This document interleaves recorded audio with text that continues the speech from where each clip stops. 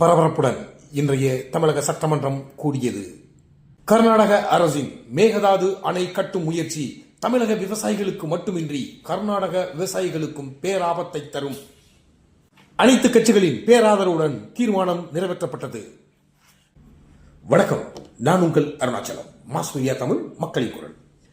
இன்றைய சட்டமன்ற நிகழ்வின் மிக முக்கிய அங்கமாக காவிரி நீர் பகிர்வு பிரச்சனை சார்ந்து, அதிலும் குறிப்பாக மேகதாது அணை கட்டியே தீர்வேன் என்கின்ற கர்நாடக அரசின் நிலைப்பாட்டை எதிர்த்து மாண்புமிகு தமிழக முதல்வர் ஜோசப் விஜய் அவர்கள் தீர்மானத்தை முன்மொழிந்திருக்கிறார்.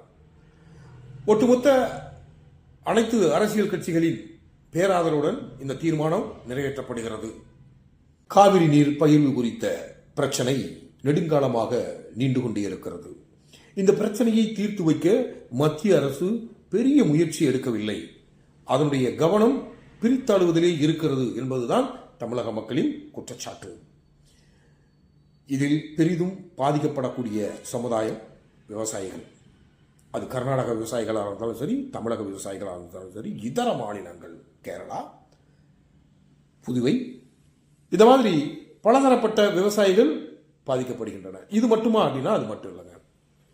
தமிழகத்தில் மிக முக்கியமான குடிநீர் பிரச்சனைக்கான ஒரு ஆதாரமாக, ஒட்டுமொத்த தமிழக மக்களின் குடிநீர் பிரச்சனையை தீர்க்கவல்ல ஒரு ஆதாரமாக, நீர்நிலை ஆதாரமாக காவிரி நீர் பகிர்வு இருக்கிறது. இந்த மேகதாது கட்டுகின்ற பட்சத்தில் அந்த குடிநீர் பிரச்சனைக்கே பிரச்சனை வரும் அப்படின்றது தான் இப்ப இருக்கக்கூடிய பிரச்சனை. இது போக நாம் ஒரு திக்கம் நம்முடைய உரிமையை கேட்டு பெறுவதில் போராட்டம் போய்கிட்டே இருக்கட்டும், அதை எதையும் நிறுத்த சொல்லலை. ஆனால் இன்றைக்கு சட்டப்பேரவையில் தேமுதிக தலைவர், இந்நாள் தலைவர் கேப்டன் விஜயகாந்த் அவர்களுடைய துணைவியார் பிரேமலதா விஜயகாந்த் ஒரு அருமையான விஷயத்தை பதிவு பண்ணாங்க. உண்மையிலேயே பாராட்டத்தக்கது. என்ன அப்படின்னா, பகிர்வு, அதன் சார்ந்த நம் உரிமை குறித்து ஒட்டுமொத்த தமிழ் சமுதாயமும் குரல் கொடுக்கும். அதில் மாற்று கருத்து இல்லை. உரிமையை பெறாமல் விடப்போவதில்லை. அது இருக்கின்ற பட்சத்தில் வெறும் ஆற்று நீர் பாசனத்தை மட்டுமே நம்பி இருக்காமல் மழை நீர் பாசனத்தை, இயற்கை கொடுக்கக்கூடிய கொடையை நாம வீணடிக்கிறோம். நிறைய பெரும்பங்கு நீர் கடல்ல போய் கலக்குது.